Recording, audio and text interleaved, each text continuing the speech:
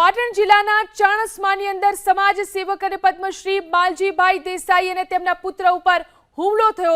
જીલિયાના ગાંધી આશ્રમમાં નોકરી કરતા ક્લાર્કે 3 શખ્સો સાથે મળી ભત્રીજાને નોકરી પર કેમ નથી રાખતા તેમ કહી માલજીભાઈ અને તેમના પુત્ર પર હુમલો કર્યો। ડરના માર્યા પિતા પુત્ર સંસ્થાની ઓફિસનો દરવાજો બંધ કરી અને છુપાઈ ગયા। બાદમાં પોલીસને જાણ કરતા પોલીસ દોડી આવી, પરંતુ ત્યાં સુધીમાં હુમલાખોરો ફરાર થઈ ગયા હતા। જો કે ગણતરીના કલાકોમાં જ પોલીસે આરોપીની ધરપકડ કરી લીધી છે। ગઈકાલે એ સંસ્થામાં કામ કરતા કનુભાઈ દેસાઈ અને એમના 2 ભાઈઓ ત્યાં આગળ લાકડીઓ અને તલવાર લઈને આવી અમારા સંબંધીને તમે નોકરી કેમ રાખતા નથી એ બાબતે હંગામો ઊભો કરેલ। ત્યાં લગાવેલા સીસીટીવી કેમેરાની તોડફોડ કરેલ અને જે નોકરી કરેલ છે એમનામાં જાનથી માણસને ધમકી આપી જે બાળકો ભણે છે એમાં ભયનો માહોલ ઊભો કરેલ।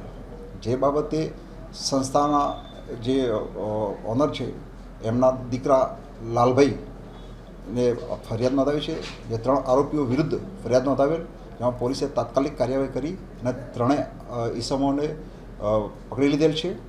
હાલમાં તપાસ ચાલુ છે।